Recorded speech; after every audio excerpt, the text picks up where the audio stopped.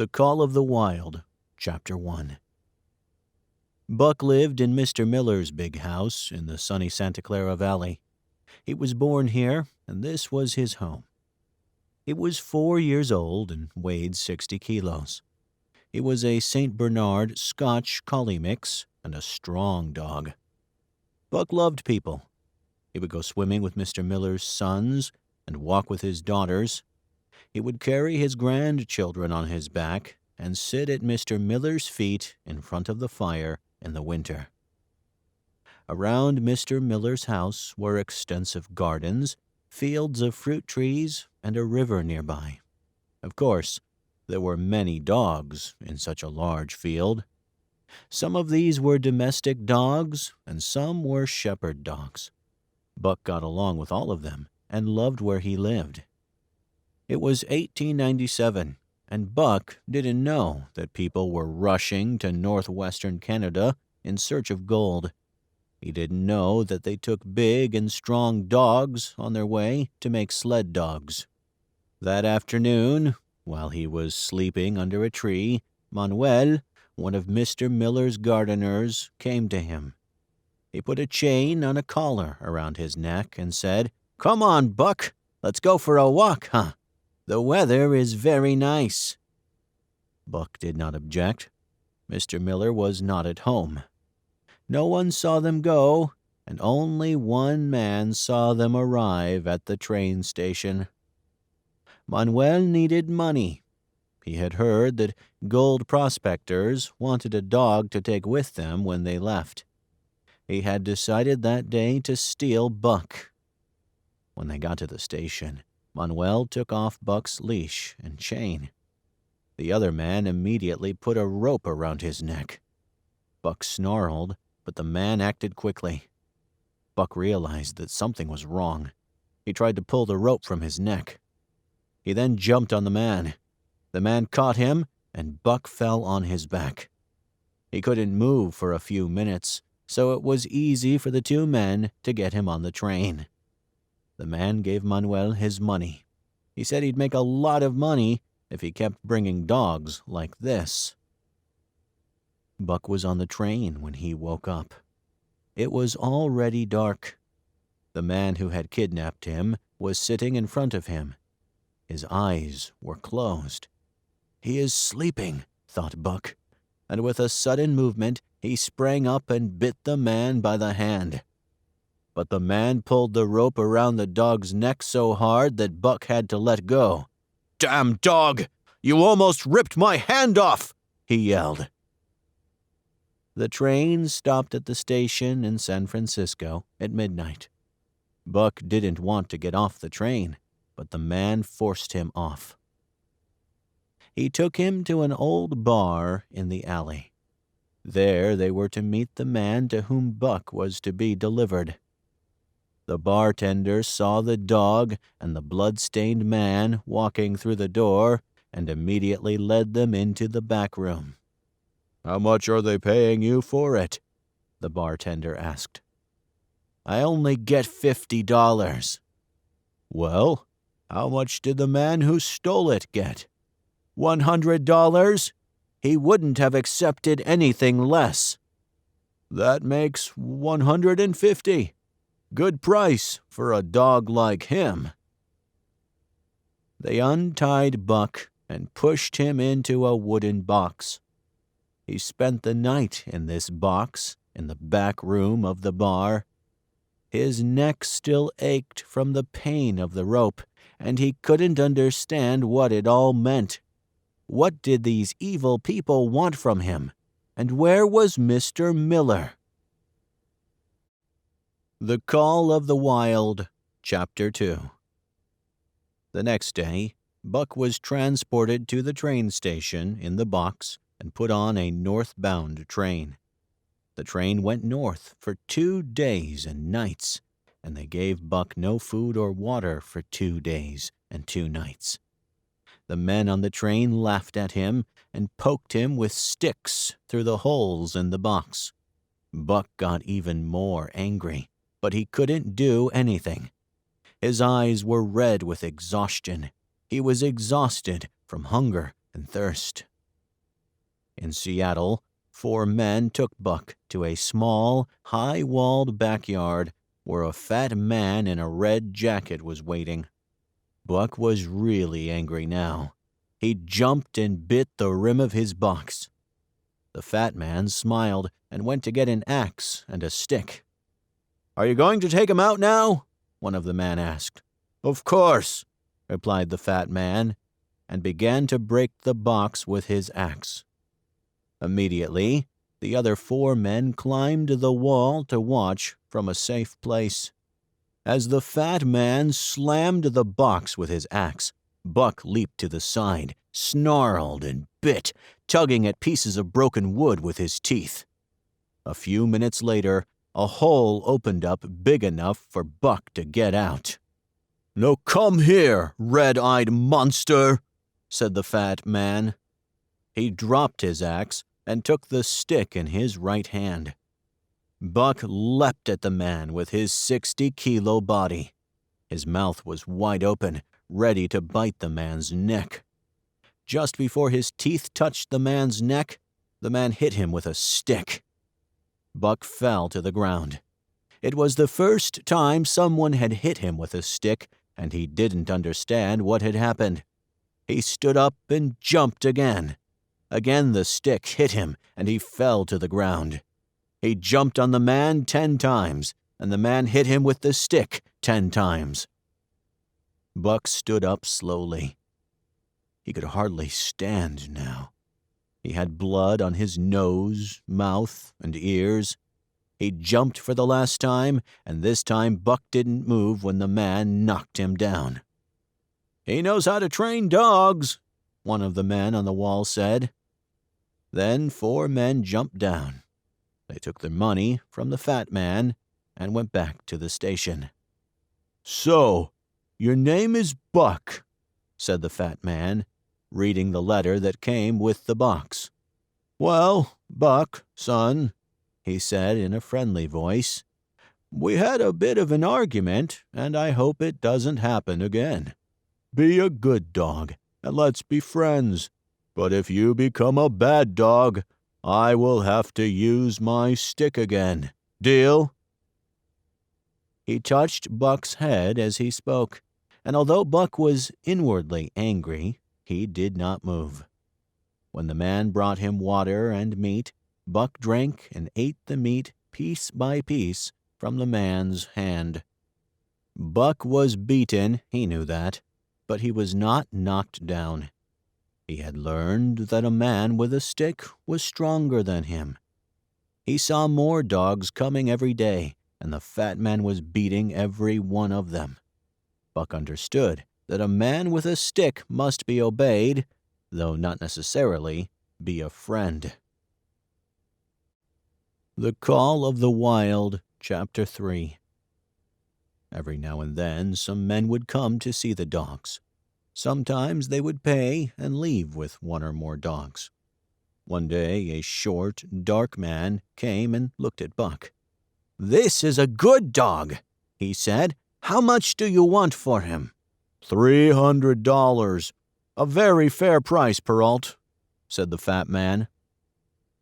Perrault smiled and agreed that it was a good price. He understood dogs and knew Buck was the perfect dog. Perrault put some money in the fat man's hand. He bought Buck and another dog named Curly. He took them aboard a ship, and later that day, Buck and Curly stood on the deck of the ship, watching helplessly as the shore drifted away from them. It was the last time they saw the warm South. Perrault took Buck and Curly to the bottom of the ship. There was another man there named Francois. Francois was half Indian, tall and dark. Buck quickly realized that Perrault and Francois were not like the fat man who beat him, and these men knew all about dogs. There were 2 other dogs on board. One was a large, snow-white dog named Spitz.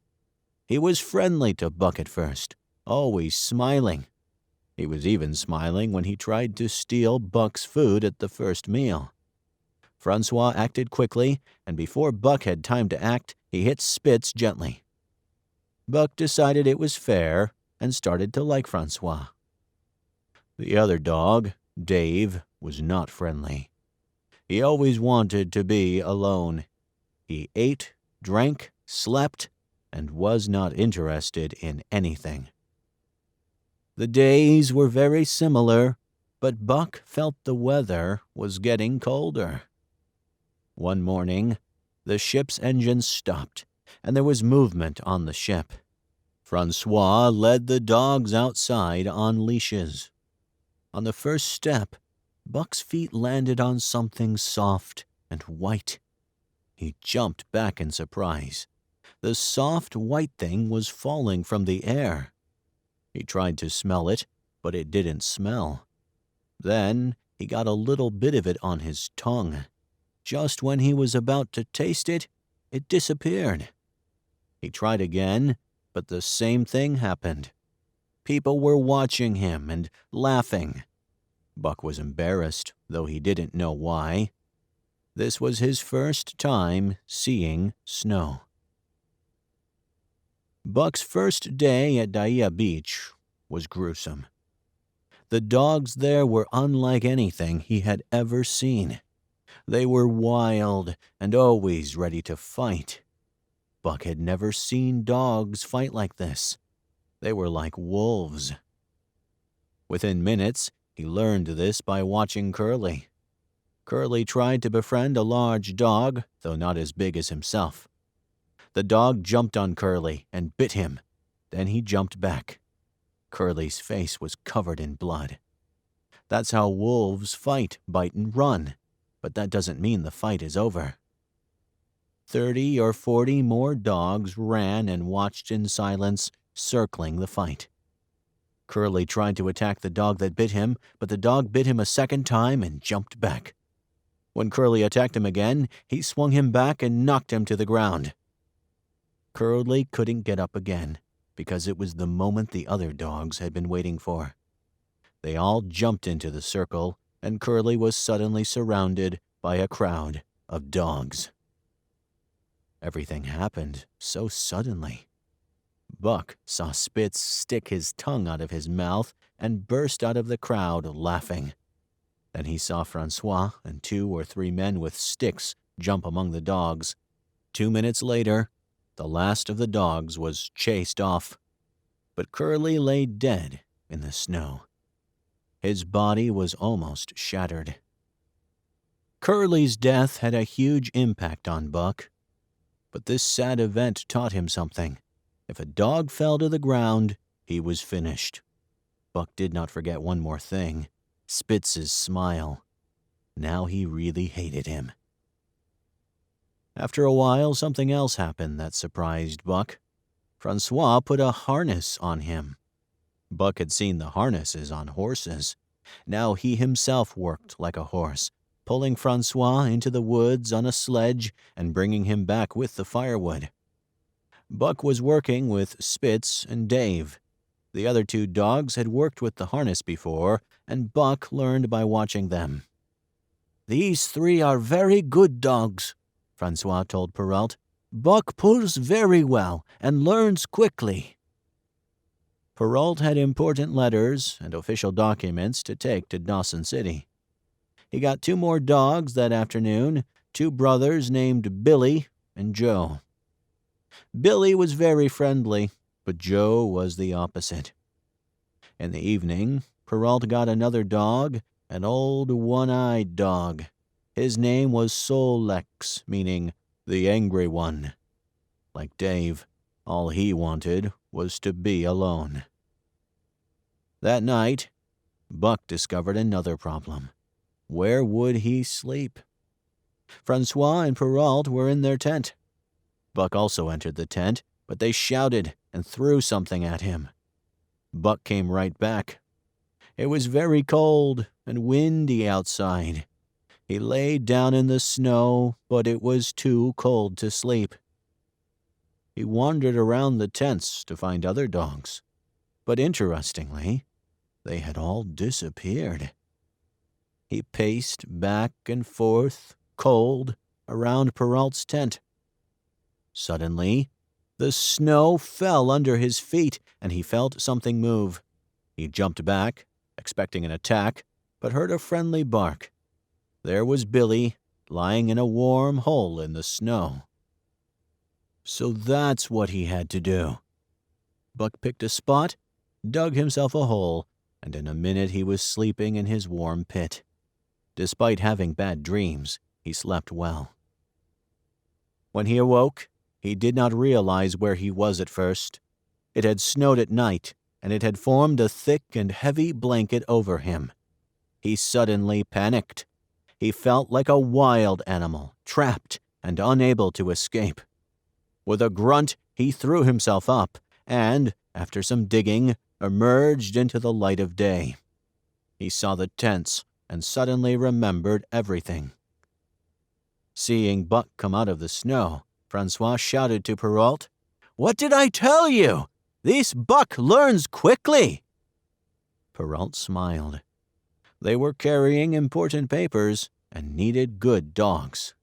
He was very happy to have Buck there. The Call of the Wild, Chapter 4. They took 3 more dogs that morning, and after a while all 9 dogs were in harness. They set out for Daya Canyon. Buck wasn't upset that he was a sled dog, and he enjoyed it, even though it was hard work. Also, Dave and Solex no longer looked bored and miserable. Pulling in a harness was their job, and they were happy to do it. Dave was the closest dog to the sled.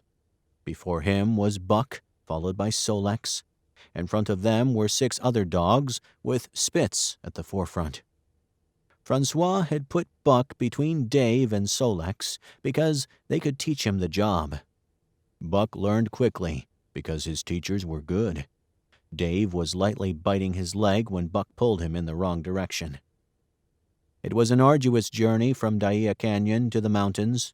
They camped at Lake Bennett that night. There were thousands of gold miners there. Buck made a hole in the snow and got in. He slept better that night. However, he was awakened very early in the morning and tied to the sled.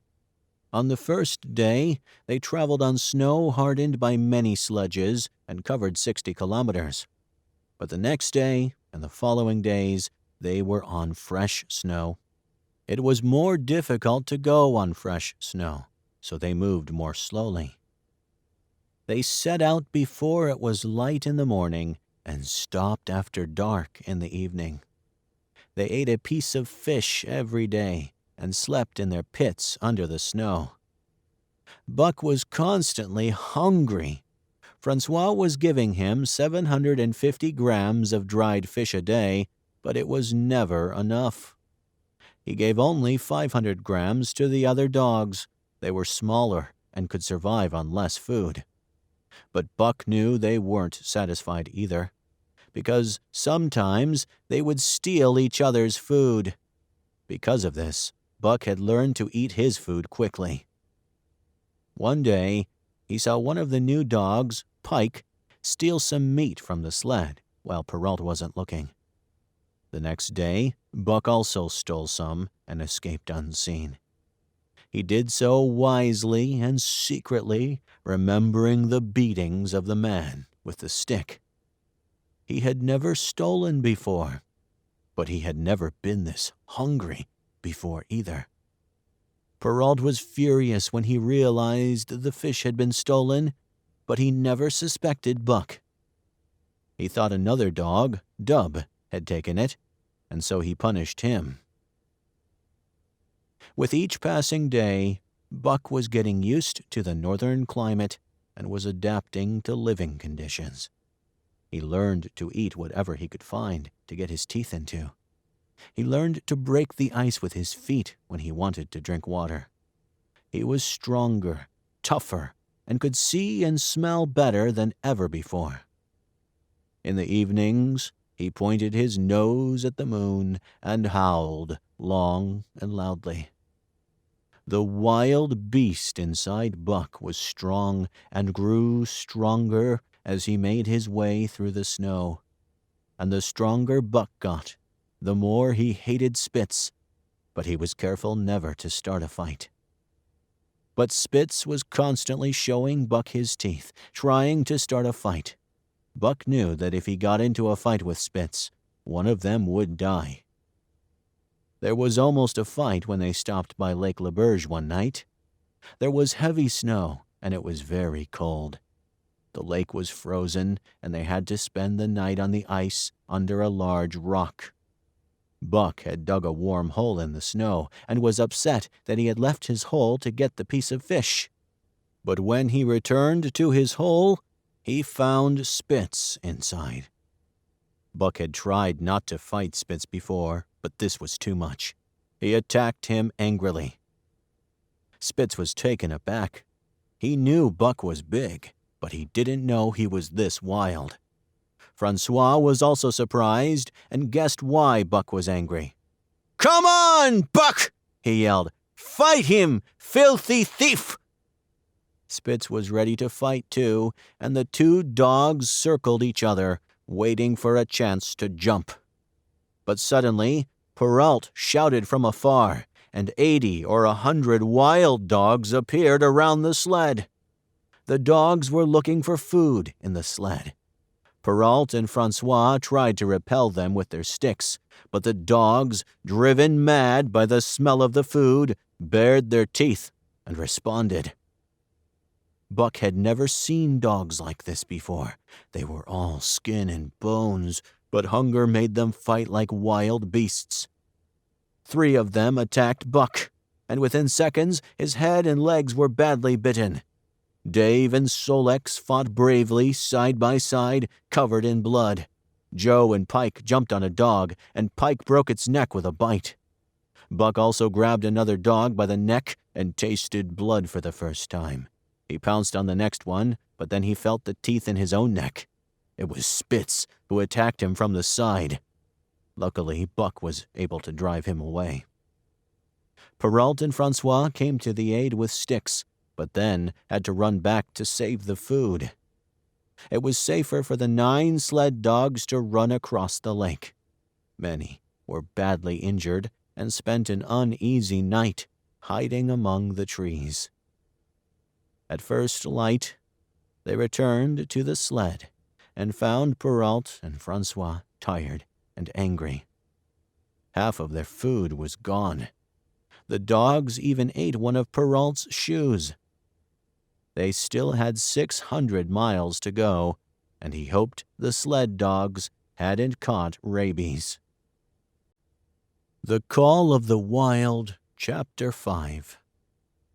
The 30-mile river was not frozen. It was flowing too fast to freeze. For 6 days they tried to find a place to cross, but every step was dangerous for the dogs and men. Once, Dave and Buck fell into the ice with the sled. Both were covered in ice when Perrault and Francois pulled them out of the river. They immediately started a fire to save them. On another occasion, Spitz and the dogs in the front fell into the ice. Buck, Dave, and Francois on the sled had to pull the sled back. They could only travel 400 meters that day. Buck and the other dogs were very, very tired. In 3 days, they covered 180 kilometers and reached 5 Fingers. Other dogs had hard feet from years of sled pulling, but Buck's feet were still soft due to his comfortable life in the South. He ran in pain all day and lay like a dead dog when they camped at night. He was hungry, but he was too tired to walk to fish. That's why Francois brought the fish to him that day. Realizing that Buck could not go on like this, Francois made 4 small shoes for him, which put Buck at ease. He wore them every day. Francois forgot to bring shoes one morning, and Buck refused to move. He lay on his back with his feet in the air until Francois put the shoes on. After a while, Buck no longer needed shoes because, like the other dogs, his feet got hard underfoot. Buck wanted to be the lead dog. Spitz knew this and hated him. Buck started helping other dogs when Spitz punished them for being lazy. One morning, Pike refused to get up, and Spitz looked for him everywhere. When he found him, he jumped on him. But suddenly, Buck attacked Spitz. Other dogs saw this, and then it became even harder for Spitz to lead them. But the days passed without a chance to fight, and they soon reached Dawson City. They stayed in Dawson for 7 days. When they left, Perrault was carrying much more important papers and wanted to get back as soon as possible. On the first day and on the second day, they traveled 80 kilometers. But it was hard work for Francois. Buck and Spitz hated each other, and the other dogs were no longer afraid of Spitz. Francois often had to stop the sled. One night at the camp, the dogs saw a snow bunny, and suddenly they started chasing it, with Spitz in the front and the others behind. There was another camp nearby. 50 dogs from this camp also joined the chase. The rabbit was running fast on the snow, but the snow was soft and running was more difficult for the dogs. Buck was just behind Spitz, and he hit Spitz very hard when he stopped abruptly. 2 dogs rolled in the snow. Spitz quickly bit Buck twice, then leaped back, watching carefully. It was time. Buck knew that either he or Spitz had to die. They watched each other by drawing a circle slowly.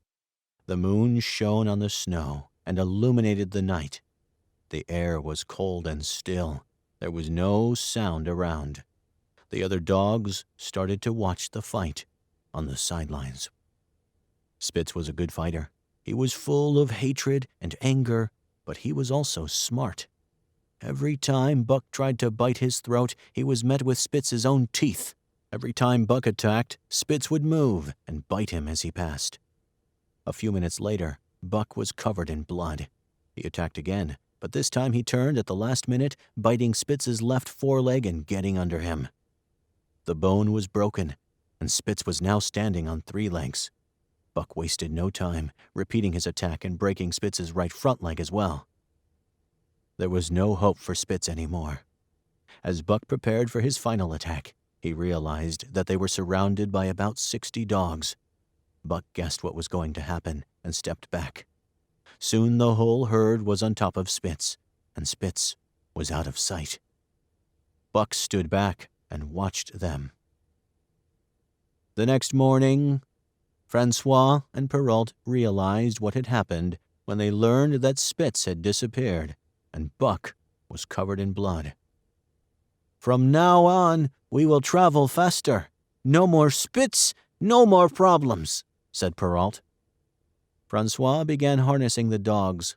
He needed a new lead dog and decided that Solex was the best dog he had ever had. But Buck jumped on Solex and took his place. "Look at Buck," said Francois, laughing. "He killed Spitz, and now he wants to be the leader. Go away, Buck." He pushed Buck away and tried to use Solex again. Solex was also unhappy with the situation. He was afraid of Buck, and when Francois turned his back, Buck took Solex's place again. Finally, Francois was enraged. "I'll show you, Buck!" he shouted, and went to get a heavy stick from the sledge. Buck remembered the man in the red jacket and quickly walked away. He stopped a few meters away and carefully circled around Francois. But when Francois called him to his old place in front of Dave, Buck refused to come. He had won his fight with Spitz and now wanted to be the lead dog. For an hour, the 2 men tried to hold him back. Buck didn't run, but he didn't let them catch him either. Finally, Francois sat down, and Perrault looked at his watch. It was getting late. The 2 men looked at each other and smiled. Francois walked over to Solex, took off his harness, took him back, and tied him back in place. Then he called Buck. All the other dogs were harnessed, and now the only empty place was the one at the front. But Buck didn't move. "Drop the stick," said Perrault. Francois let go of the stick, and Buck came right in front of the team. Francois tied him up, and within a minute the sledge started to move. Buck was an excellent leader. He was quick to act and think, and steered other dogs well. A new leader made no difference to Dave and Solex. They kept pulling hard. Buck didn't want the other dogs to make mistakes. That's why he made them work hard and got angry when they were lazy. It was a team effort, and everyone had to do their due diligence. The second dog, Pike, was generally lazy, but with Buck's hard training, he was pulling the sledge faster than he'd ever pulled it before in his life.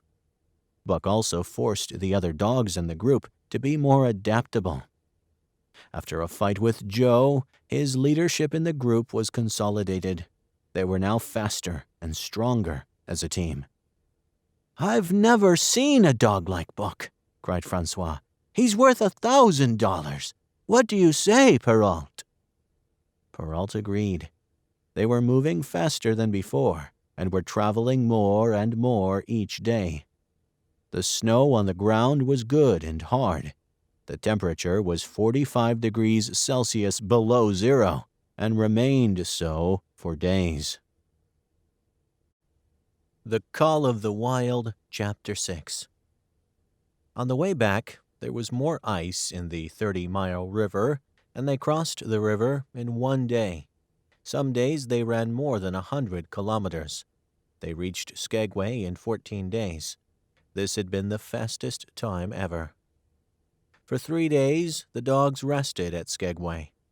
The next day, Francois put his arms around Buck's neck and said goodbye to him, and that was the last time he saw Francois and Perrault. Like other people, they were out of Buck's life forever. 2 new men took Buck and his team on a long journey to Dawson. There were other dog teams with them. It was hard work. The sled was filled with letters for Dawson's gold miners. Buck didn't like it, but he worked hard and made the other dogs work hard too. It was the same every day. They set off consistently early, before it was light, and they stopped and camped at night. Buck liked to lie down by the fire and look at the burning wood. Sometimes he thought of Mr. Miller's house in California. More often, he remembered the man in the red jacket and his stick, Curly's death, his fight with Spitz, and the goodies he had eaten. By the time they reached Dawson, the dogs were tired and needed a week's rest. But in 2 days they were again heading south with another heavy load of letters. Both dogs and humans were unhappy. It snowed every day, and it was more difficult to pull the sleds in the soft, new snow. The men took good care of their dogs. In the evening, the dogs ate first, then the men, and always checked the dogs' feet before going to sleep. But with each passing day, the dogs became weaker.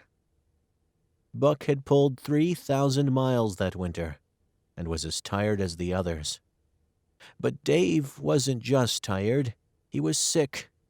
Every evening he went to sleep right after the sledge stopped and did not get up until morning. The men checked him, but found no broken bone. One day, he suddenly fell to the ground, and the sled stopped.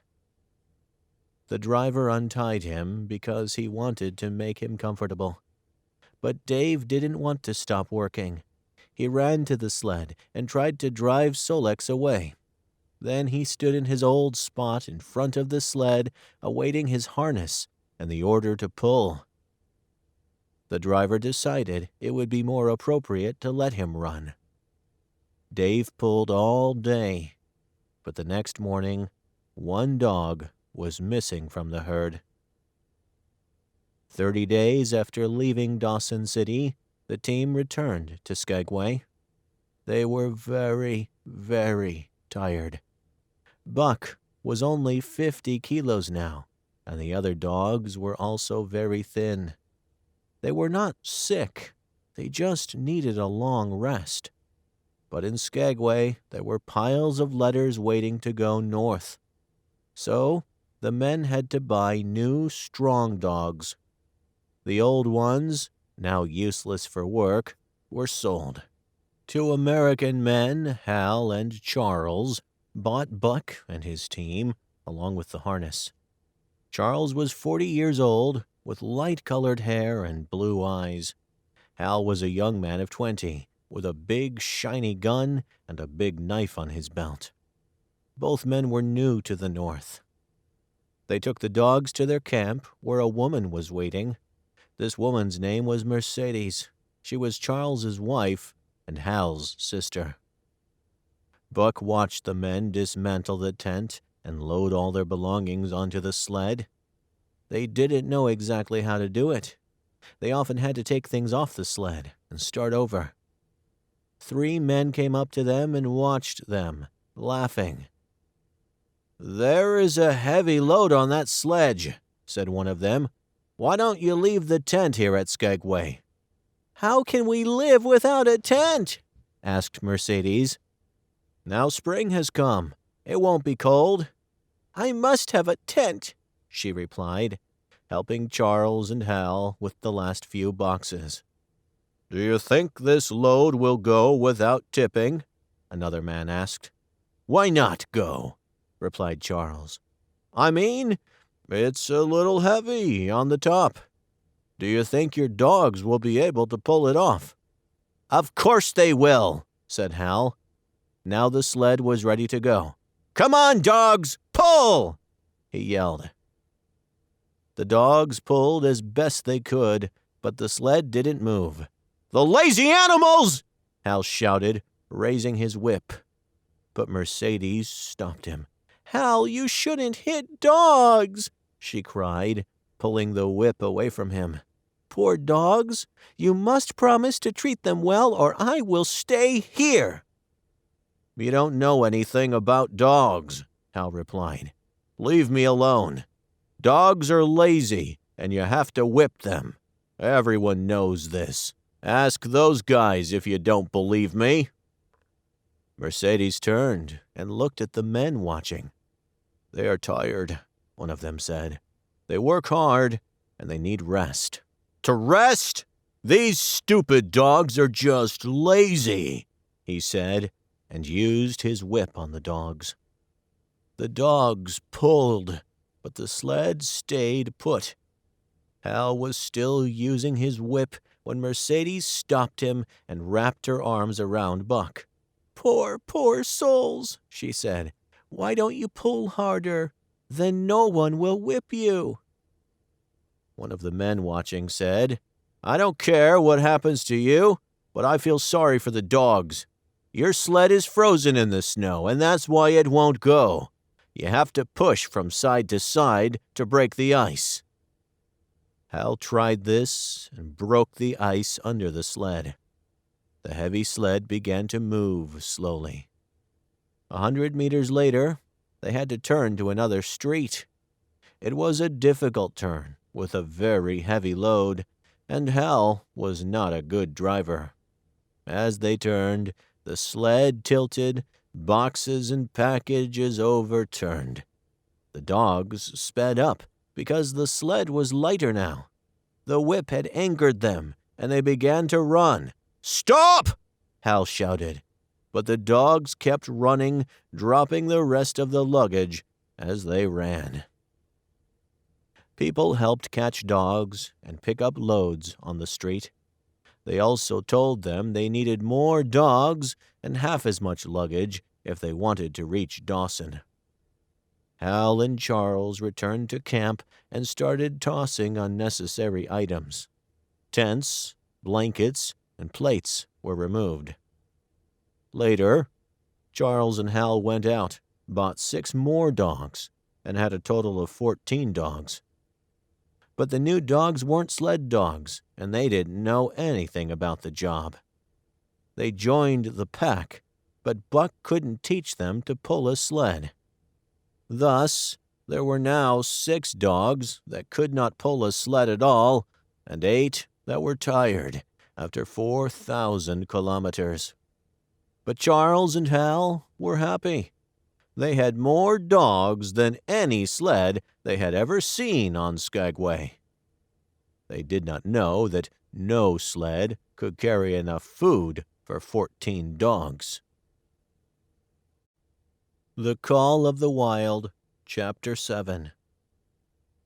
The next morning, Buck set off the team. They moved slowly because they were tired before they even started. Buck watched Hal, Charles, and Mercedes and realized how inexperienced they were. And as the days passed, he realized that they would not learn. On some days, they traveled 20 kilometers. On other days, only 10 kilometers. When they set out, they did not have enough food with them, and they consumed what they had very quickly. Hal was giving the dogs extra food because he wanted them to pull harder. Mercedes was also giving them extra food because she felt sorry for them. However, what they wanted was not food, but rest. Before long, Hal saw that they had only gone a quarter of the way to Dawson, but had consumed half their food. He had to give the dogs less food. It was easy to give them less food, but impossible to get them to travel faster.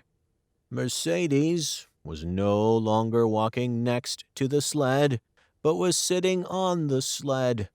This made the job of the dogs even more difficult. 6 dogs, weak and sick from starvation and hard work, died on the way. Hal, Charles, and Mercedes had started the journey happily, but now they were tired and distraught. Buck and the other dogs were now emaciated. They pulled when they could, lay in the snow when they couldn't. When they were whipped, they stood up and tried to pull again. There were now only 5 dogs left in the herd. It was a beautiful spring morning when they arrived at John Thornton's camp in White River. John Thornton was fixing an axe, and he kept working while talking to Hal. "Is it safe to cross the river?" asked Hal. "No. The ice is too thin. Very dangerous," replied Thornton. "People have told us this before," laughed Hal, "but we made it this far." "Only a very stupid person can cross the river in this season," said Thornton. "It's your idea. We have to go to Dawson," said Hal, and he raised his whip. "Come on, Buck! Stand up! Let's go!" But Buck didn't get up. Solek stood up slowly, then Teak and Joe, and finally Pike. But Buck stayed where he was. The whip landed on him again and again. Thornton started to say something, but then stopped and started walking up and down. Hal dropped the whip and began hitting Buck with the stick. But Buck had decided not to get up. All day he had felt thin ice under his feet, and he saw thin ice in front of him. Crossing the river was not safe. The club struck him again and again, but Buck felt almost nothing. Then suddenly, with a wild cry, John Thornton jumped on Hal and threw him backwards. Mercedes screamed. "If you hit that dog again, I will kill you!" cried Thornton. "He is my dog," Hal replied. He had blood on his face. "Get out of my way, or I'll hit you, too." Thornton stood between Hal and Buck and did not move. Hal pulled out his long knife, but Thornton hit him, knocking it out of his hand. Then Thornton took Hal's knife and untied Buck. Hal didn't want to fight, and Buck wasn't worth fighting for, because the dog was dying. He moved the sledge and descended towards the river. Buck looked up and watched the sled go away. Pike was in front. Joe, Teak, and Solex were behind him. Hal was walking in front of the sled, while Mercedes was on the sled. Charles followed behind. Thornton felt Buck's body with his hands, checking for broken bones as Buck watched them. Buck was very tired and very weak, but Thornton didn't think he was going to die. Then both Buck and Thornton watched the sled slowly make its way towards the ice in the middle of the river. Suddenly, the back of the sled went down, and the front of it went up into the air. Mercedes screamed, and Charles turned and took a step back. Then a huge chunk of ice broke off, and the dogs, people, and the sled disappeared. There was just a big hole in the ice. John Thornton and Buck looked at each other.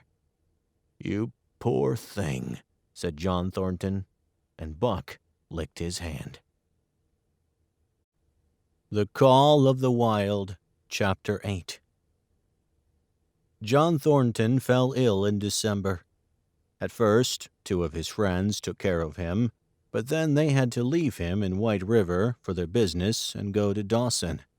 They left him at camp with plenty of food and his dogs, Skeet and Blackie. By spring, Thornton was almost completely healed. By the river, he and Buck were lying in the sun, watching the water and listening to the birds together. It was good for Buck to rest after running 5,000 kilometers. Gradually, he got fatter and stronger. Skeet immediately became friends with Buck, and every morning when Buck was sick, she carefully licked his cuts with her tongue.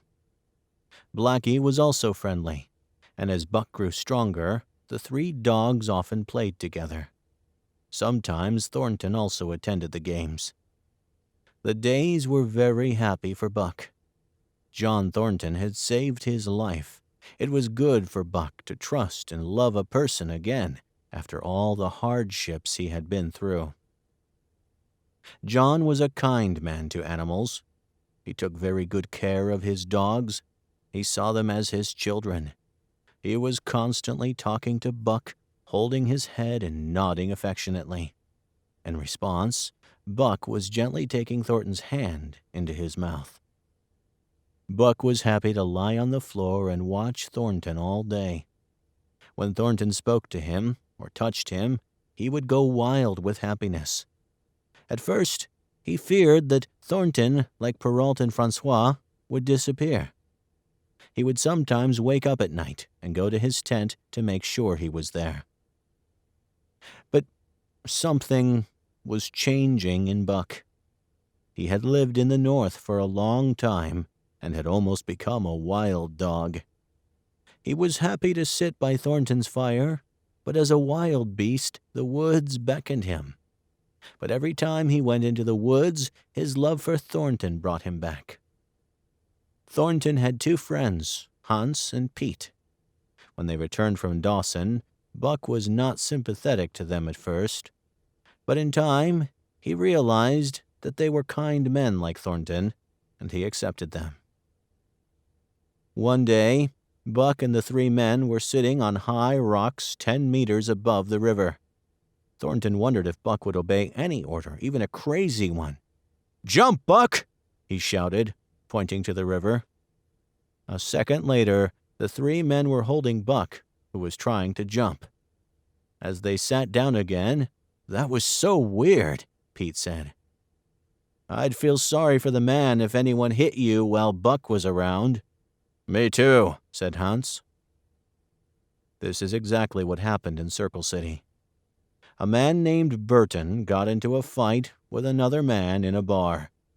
Thornton stepped between them to stop them. Buck was lying in the corner, as usual, watching. Burton hit Thornton, and he held onto the table to keep from falling. Buck quickly jumped at Burton's throat, but he raised his arms to try and hold back. Burton was injured only in the arm.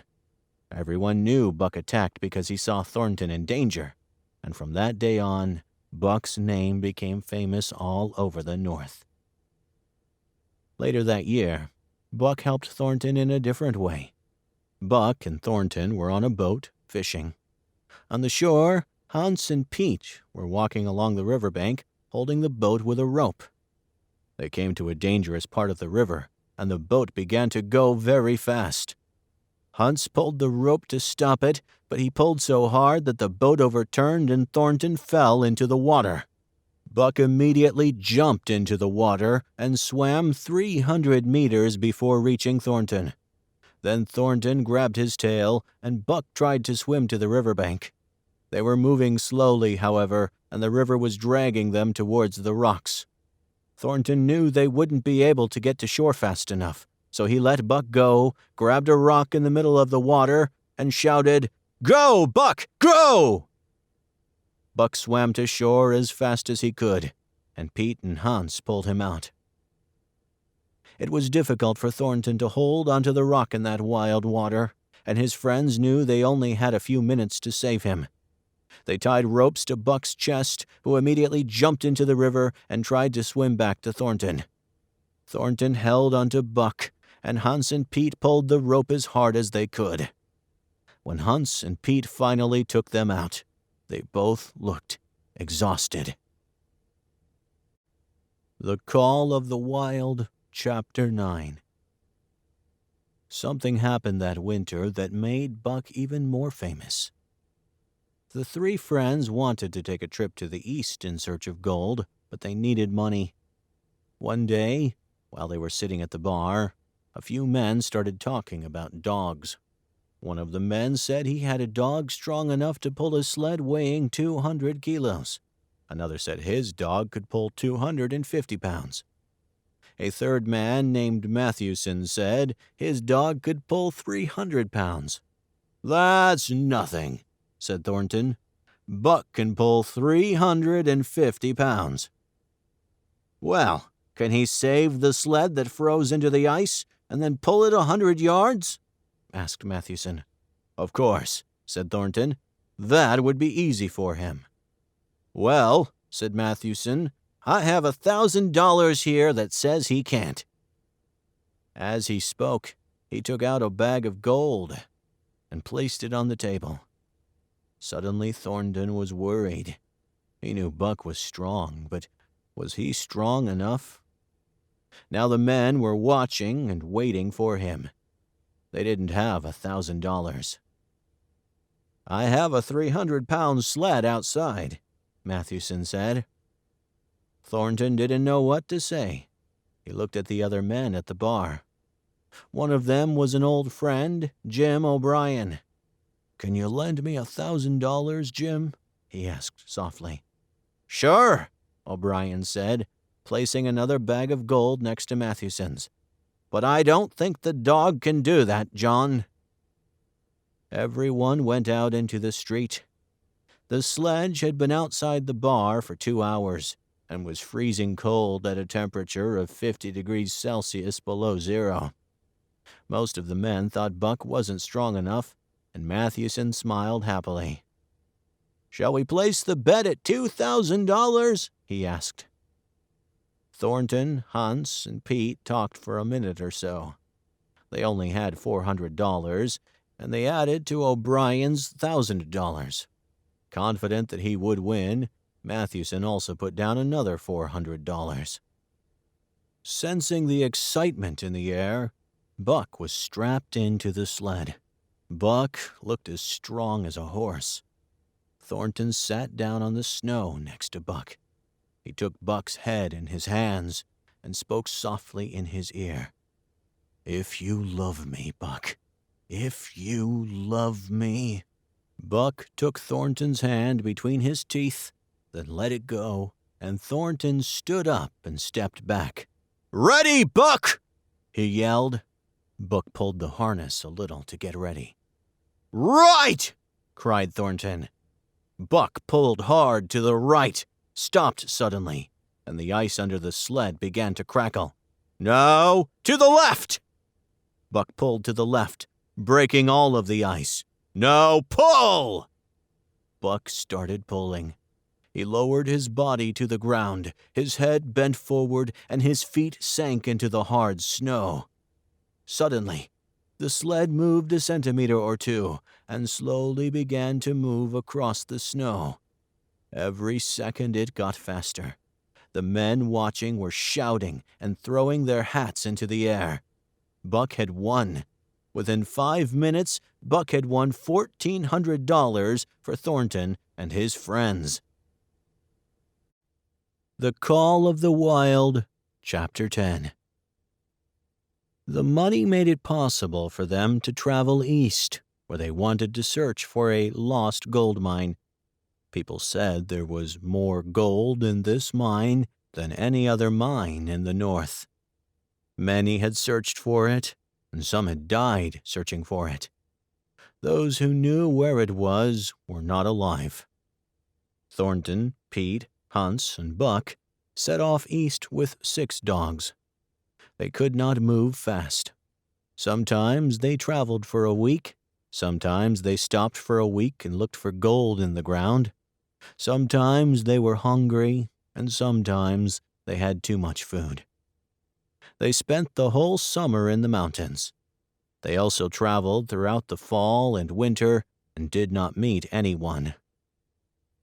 When spring came again, they found a lake in a wide valley. The gold looked like yellow butter in shallow water. There were thousands of dollars worth of gold in the lake, and they collected so much gold every day. The dogs had nothing to do but watch the men and eat the animals the men shot for them. Buck spent the evenings sitting by the fire. As he sat there, he could hear something calling him into the forest. One evening, after sunset, he heard a long howl in the distance. He ran into the forest, following the sound, and came to a clearing among the trees. And there sat a wolf with its nose pointed towards the sky. The wolf stopped howling, and Buck walked slowly towards him. The wolf escaped, but Buck followed him. After a while, the wolf stopped and waited, watching Buck, ready to strike. But Buck didn't want to attack, and the wolf soon realized this, and the 2 animals became friends. Then the wolf started running again and asked Buck to follow him. They ran for a while in the forest. Later, Buck remembered John Thornton. He turned around and started running. The wolf followed him, then stopped and howled, but Buck kept running and did not turn. Thornton was having dinner when Buck returned to camp. Buck jumped on him and never left his side until he went to bed that night. But 2 days later, the call of the wild came again. Buck remembered the forest and the wolf running beside him. He began to sleep in the forest at night, sometimes staying in the forest for 3 or 4 days. He was catching fish and hunting. He got stronger and bigger as he ate. Thornton and his friends saw him leaving the camp, but they did not see the change in him while he was in the forest. In the fall, Buck started seeing moose in the woods. Once, he met a group of 20. The largest was 2 meters tall, and its horns were more than 2 meters long. When he saw Buck, he got nervous. Buck followed the moose for hours. Toward evening, he succeeded in separating the big old moose from the others. The animal weighed 650 kilograms. It was big and strong enough to kill Buck in seconds. Buck patiently followed him for 4 days, attacked, and then retreated. He gave him no peace, no time to eat, drink, or rest, and the moose gradually weakened. At the end of the 4th day, Buck took down the moose and ate it. He stayed with the dead animal for a day and a half. He ate and then returned to camp. 5 kilometers from the camp, he picked up a strange smell. Something was wrong. He started to run. A few hundred meters later, he found Blackie's body. He had been hit by an arrow. Then he found another dying sled dog with an arrow around his neck. Buck was closer to the camp now, and he could hear people singing. Then he saw the face-down corpse of Hunts with 15 arrows in his back. Buck was suddenly filled with wild, burning anger.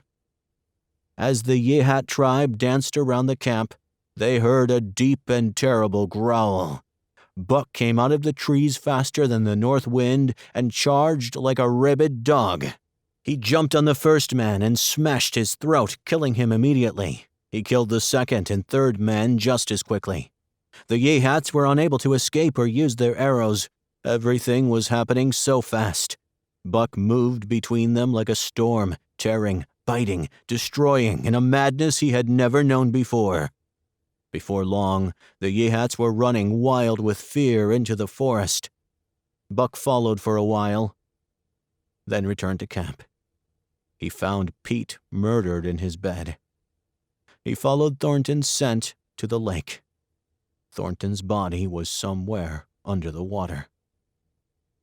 All day, Buck walked restlessly by the lake and around the camp. But when evening came, he heard new sounds from the forest. The wolves had come south for the winter and were making their way into Buck's valley. They came to the camp in the moonlight.